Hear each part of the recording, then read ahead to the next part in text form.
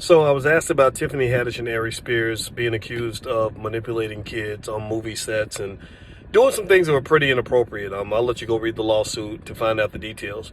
Now, let me tell you this. I'll admit I can't say I've always been a big fan of Tiffany Haddish just because I don't like buffoonery, or too much. Of a minstrel show or stereotyping in order to get laughs. So we have a lot of comedians that do that. I will give Tiffany credit, though, for the fact that she is a big supporter of Powernomics and Dr. Claude Anderson. And so when I saw that part, I kind of just said, okay, I give her some sway on that as well. But in general, in terms of what happened with this lawsuit, a few thoughts come to mind in terms of, number one, do I think it happened or didn't happen? Well, a lawsuit's a lawsuit.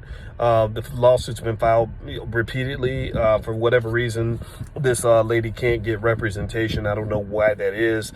I suspect it could be either because there's not enough merit there, or it could be because the studios are just so powerful and they can just shut you down. I've heard about that happening too. For example, the real Rick Ross, not that one. I'm talking about the Rick Ross from Freeway Ricky Ross, talked about how his lawsuit against Rick Ross for using his name and his image and his reputation to sell records was constantly thrown out because of connections certain people had in Hollywood. So Hollywood's a pretty debaucherous place. We know this.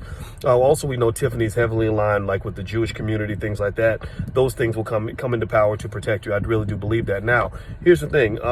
Now, whether or not Tiffany was directly doing something harmful to the kids, or setting them up to be, harmed by Ari Spears and all that, I hear all that. But the thing is, I think things have to be proven.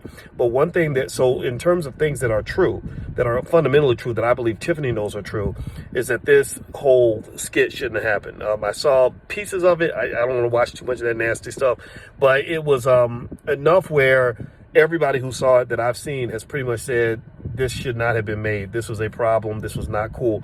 And I think Tiffany knows this, right? So the question becomes, did somebody drag her into this? Are they comedians who just went too far? Or are they really doing something sinister beneath the surface? Nobody knows. But here's the point that I want to make really from a financial standpoint, because you guys know I'm a wealth guy. That's what I'm always into, in economics and all that.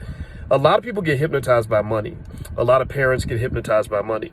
A lot of parents grow up thinking of their children as their next meal ticket. They think of their kids as their lottery ticket, their payday, their big opportunity, their big break. So they will get their kids in front of a camera by any means necessary. They will believe anything anybody says. They will send them to movie sets and stuff like that without them getting proper protection and supervision. I knew about a kid who went on a music tour with a famous group back in the 80s or the 90s, something like that. They got him hooked on cocaine, and he came back and he's had a cocaine addiction for over 30 years after being exposed to this while he was on the road. I think that in Hollywood, drugs is a big thing. In Hollywood, sexual deviance is a big thing. In Hollywood, the exploitation of children is a big thing. So whether or not Tiffany and Ari did this, I can't say for sure. I know they did the skit. Now, was there more to it? I can't say that for sure, but what I can say for sure is I really want to know, where were the parents that were supposed to be watching these kids? Why did the parents allow these children to even be on this movie set? Unless the parents thought, okay, if I send my kids with this lady or her friend or these people, that they can get them an opportunity and make them famous. I get it. I understand. Maybe you knew them and maybe that you trusted them and all that. Well, number one, you don't trust nobody with your kids like that. You can't do that. But number two, every time you put your child in a situation like that, whether it's acting, singing, or anything, protect your child. Be right next to your kids. Your children are your most valuable asset. Do not leave your assets unattended, unguarded, unprotected at all times. I think that should just be a fundamental basic rule, because the reality is that if those children had also had parents there protecting them, then whatever happened that was inappropriate wouldn't have happened at all. And again, all we know about is what we see. Was there more that we don't see? Nobody knows. Why? Because nobody was protecting those kids. So you got to protect your children. That's what I picked up from the Tiffany Haddish thing. How this is going to play out for Tiffany, I don't know.